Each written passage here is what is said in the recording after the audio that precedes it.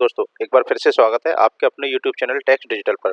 दोस्तों, आज की वीडियो में हम बात करेंगे फॉर्म 10 आईईए के बारे में, जो कि आईटीआर भरने से पहले आपको जानना बहुत ज़रूरी है कि फॉर्म 10 आईईए होता क्या है और इसको किस तरीके से फाइल करना है और किन लोगों को ये फाइल करना है। सारी चीज़ें हम इस वीडियो में जानने वाले हैं। तो आशा करता हूँ दोस्तों, वीडियो को बिना स्किप किए और लास्ट तक पूरा देखें ताकि सारी चीज़ें आपको जो वो क्लियर हो सकें। दोस्तों, चैनल पर नए हैं तो चैनल को सब्सक्राइब करने के साथ साथ बेल आइकन जरूर दबा दें ताकि आगे भी आपको अपडेटेड वीडियोस बिना रुकावट मिल सकें। दोस्तों, 1 अप्रैल 2024 से आईटीआर भरना चालू हो चुका है, स्टार्ट हो चुका है।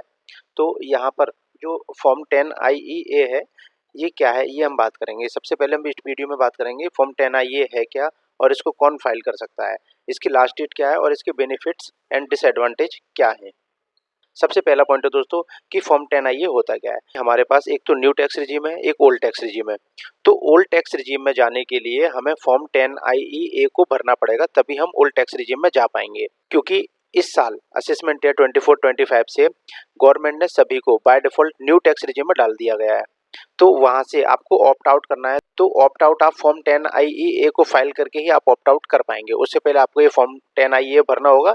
यानी कि डिडक्शंस वगैरह कोई क्लेम करना चाहते हैं या आप अपनी टैक्स सेविंग, जो अगर आपको लग रहा है कि मेरा न्यू टैक्स रिजीम में मेरा टैक्स ज़्यादा बन रहा है और ओल्ड टैक्स रिजीम में मेरा टैक्स कम बन रहा है, तो आप यहाँ पर अपनी टैक्स सेविंग कर सकते हैं फॉर्म 10 आईईए फॉर्म को फाइल करने के बाद, आप ओल्ड टैक्स रिजीम में रिटर्न फाइल करने के बाद। अब दोस्तों, बात आती है कि यहाँ पर इसको कौन फाइल कर सकता है। तो इसको कोई भी टैक्स पेयर फाइल कर सकता है जो बेनिफिट्स लेना चाहता है अपने डिडक्शन के। क्योंकि मैं यहाँ आपको बता दूं, न्यू टैक्स रिजीम में डिडक्शंस आपको अलाउड नहीं होती हैं और ओल्ड टैक्स रिजीम में आपको काफ़ी सारी डिडक्शंस जो है वो अलाउ की जाती हैं। और जो ओल्ड टैक्स रिजीम में अपना रिटर्न फाइल करना चाहते हैं वो इसको फाइल करेंगे, उनके लिए ये फाइल करना कंपलसरी है। और साथ साथ ये उन लोगों के लिए कंपलसरी है जो पीजीबीपी में अपनी इनकम दिखाते हैं। यानी कि जो लोग अपनी बिजनेस एंड प्रोफेशन से इनकम दिखाते हैं, उन लोगों के लिए मस्ट है फाइल करना, उन लोगों के लिए मैंडेटरी है। इसके बिना आप फॉर्म 10 आईईए के बिना आप ओल्ड टैक्स रिजीम को चूज नहीं कर सकते। और ये आपको आईटीआर 3 और आईटीआर 4 के लिए करना है। आईटीआर 1 और 2 जो फॉर्म है उनके लिए ये ऑप्शन आपको बाहर ही मिल जाती है आईटीआर के फॉर्म पे, वहीं से आप इसको यस और नो चूज करके कर सकते हैं। लेकिन यहाँ पर आईटीआर 3 और आईटीआर 4 में अगर आप अपने आईटीआर भरना चाहते हैं, आपकी पीजीबीपी से इनकम है और आप ओल्ड टैक्स रिजीम में अपने आईटीआर भरना चाहते हैं डिडक्शंस और बेनिफिट्स लेने के लिए, तो आपको फॉर्म 10 आईईए को फाइल करना मस्ट हो जाता है आपके केस में। अब दोस्तों, हम बात करेंगे इसकी डेट ऑफ फाइलिंग की। ये बहुत ज़्यादा इंपॉर्टेंट रोल प्ले करता है यहाँ पर दोस्तों कि इसकी डेट ऑफ फाइलिंग क्या है। तो यहाँ पर जो सेक्शन 139(1) है इनकम टैक्स का, वो बात करता है ड्यू डेट्स की। और ड्यू डेट्स अपने आईटीआर के केस में क्या होती हैं दोस्तों, नॉर्मल इंडिविजुअल एचयूएफ के लिए जो आईटीआर की डेट है नॉन ऑडिट केस में, वो है 31 जुलाई। यानी कि 31 जुलाई तक आपने ये फॉर्म फाइल करना है, उसके बाद आप इस फॉर्म को फाइल नहीं कर पाओगे। और जब आप इस फॉर्म को फाइल नहीं कर पाओगे तो आप ओल्ड टैक्स रिजीम में जा भी नहीं पाओगे। तो इसका मतलब ये है कि आप दोस्तों 31 जुलाई जो आपके लिए डेट है वो बहुत ही ज़्यादा इंपॉर्टेंट है। तो उस डेट तक आप इस फॉर्म को फाइल करें और उसके बाद अपना ओल्ड टैक्स रिजीम में रिटर्न फाइल कर सकते हैं। उसके बाद आप इसको चूज नहीं कर पाओगे, आपको न्यू टैक्स रिजीम में ही अपनी रिटर्न फाइल करनी पड़ेगी। और ऑडिट केस की बात करें दोस्तों, तो यहाँ पर 31 अक्टूबर जो आपकी आईटीआर की ड्यू डेट होती है, 30 सितंबर आपकी ऑडिट रिपोर्ट फाइल करने की डेट होती है। और ऑडिट रिपोर्ट के बाद जो आपकी वहां से इनकम जनरेट होती है, उस इनकम का डिक्लेरेशन आप अपने आईटीआर फॉर्म में देते हैं, तो जिसकी डेट 31 अक्टूबर होती है। 31 अक्टूबर तक आप इस फॉर्म को फाइल कर सकते हैं ऑडिट वाले केस में। और उसके बाद आप इसको अपनी ओल्ड टैक्स रिजीम में अपना रिटर्न फाइल कर सकते हैं। और अगर आप न्यू टैक्स रिजीम में अपना रिटर्न फाइल करना चाहते हैं तो आपको ये फॉर्म नहीं भरना है। तो उस केस में आपको ये फॉर्म बिल्कुल भी नहीं भरना है, आप डायरेक्टली अपना रिटर्न फाइल कर सकते हैं, क्योंकि बाय डिफॉल्ट ही आपको न्यू टैक्स रिजीम में डाल दिया गया है। अब दोस्तों, सबसे इंपॉर्टेंट बात करते हैं कि बेनिफिट्स एंड डिसएडवांटेज। इसके क्या बेनिफिट्स हैं और क्या डिसएडवांटेज हैं यहाँ पर। तो दोस्तों, यहाँ पर देखिए, अगर आपने कोई सेविंग्स कर रखी है, आपने सेविंग करी हुई है 80C 80D, ये सारी चीज़ें, तो ये आपको क्या है ना कि ओल्ड टैक्स रिजीम में ही बेनिफिट्स इनके मिलते हैं। तो यहाँ पर लाइफ इंश्योरेंस हो गया, हेल्थ इंश्योरेंस हो गया, यहाँ पे होम लोन आपने लिए हुए हैं जिनका डिडक्शन यहाँ पर मिलता है, टैक्स सेवर म्यूचुअल फंड लिए हुए हैं जिसको 80C में कवर किया जाता है, स्कूल फीस जिसको 80C में कवर किया जाता है, मेडिकल एक्सपेंडिचर, यहाँ पर भी इनकम टैक्स में 2-3-4 सेक्शन इसके ऊपर भी दिए गए हैं।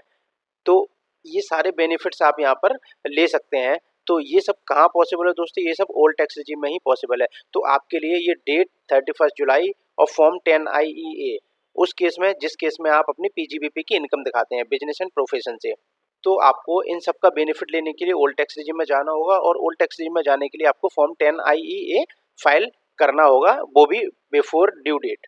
तो ये तो दोस्तों हो गए इसके बेनिफिट्स। और अगर इसके डिसएडवांटेज की अगर हम बात करें तो अगर आपकी 31 जुलाई की डेट जो है अगर वो मिस हो जाती है तो आपको इन सब में से किसी का भी बेनिफिट यहाँ पर नहीं मिलेगा। आप इनका बेनिफिट नहीं ले पाएंगे और आपको न्यू टैक्स रिजीम में ही अपनी रिटर्न फाइल करनी पड़ेगी, जहाँ पर ये सारी डिडक्शंस आपको अलाउ नहीं की जाती हैं। वहाँ पर सिर्फ आपको एक स्टैंडर्ड डिडक्शन जो कि सैलरी वाले केस में है, और आपको एक एनपीएस का डिडक्शन वहाँ पर देखने को मिलता है। और साथ साथ अगर आप अग्निवीर स्कीम में है तो आपको अग्निवीर स्कीम का भी वहाँ पर डिडक्शन देखने को मिल जाता है। बाकी ये सारे डिडक्शन जो आपको स्क्रीन पर दिख रहे हैं ये आपको बिल्कुल भी नहीं मिलेंगे।